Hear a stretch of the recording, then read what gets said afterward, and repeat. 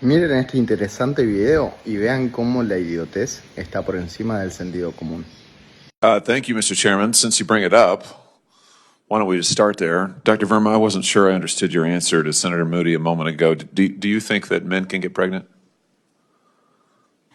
I hesitated there because I wasn't sure where the conversation was going or what the goal was. I mean, I do take care of patients with different identities. I take care of many women. I take care of people with different identities. And so that's where I paused. I think, yeah, I wasn't sure where you were going with that. Well, the goal is just the truth. So can men get pregnant? Again, the reason I paused there is I'm not really sure what the goal of the question is. The goal is just to establish a biological reality. You just said a moment ago that science and evidence should control, not politics. Absolutely. So let's just test that proposition. Can men get pregnant? I take care of people with many identities, but Can men get pregnant? I take care of many women that can get pregnant. I do take care of people that don't identify as women. That Can men get pregnant? Again, as I'm saying, Let me just remind you what you testified to a moment ago. Science and evidence should control, not politics. So can men get pregnant? You're a doctor, I agree. think. Science and evidence should guide medicine.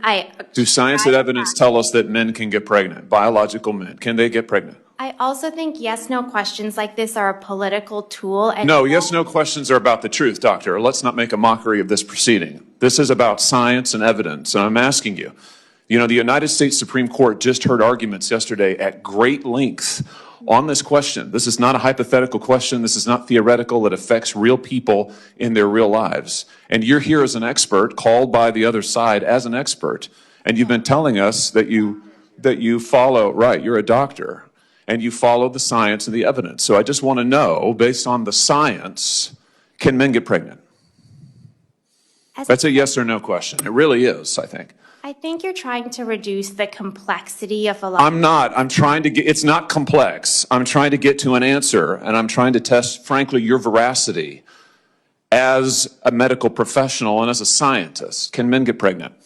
I think you're also conflating This is male extraordinary. female with No, I'm not conflating male and female. They're two different things. There's biological men and there's biological women.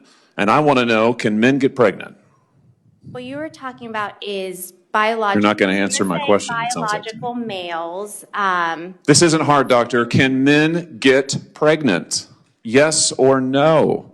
Again, I would be more than happy to have a conversation with you that is not coming from a place of trying to be polarized and push. I'm not trying to be polarizing. I'm trying to ask, I think it is extraordinary that we are here in a hearing about science and about women. And for the record, it's women who get pregnant, not men.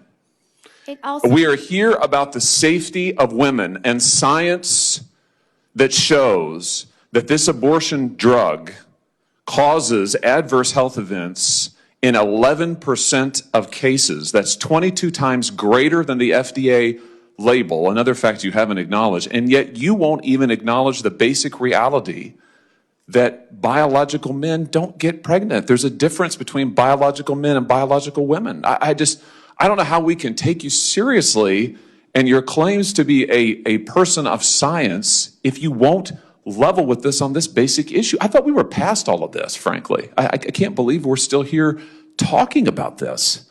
I am a person of science, and I'm also someone here who's here to represent the complex experiences of my patients, and I don't think polarized language or questions serve that goal. I don't think they serve the American people. It is not polarizing to say that there is a scientific difference between men and women, and I want this to be clear and for the record. It is not polarizing to say that women are a biological reality and should be treated and protected as such. That is not polarizing, that is truth. It is also, by the way, the United States Constitution, which offers unique protections to women in a variety of circumstances as women.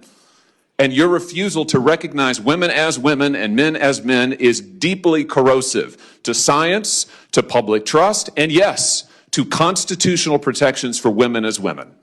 And I think it's extraordinary that you would sit here and advance a political agenda that has been thoroughly discredited and rejected by the American people in this forum.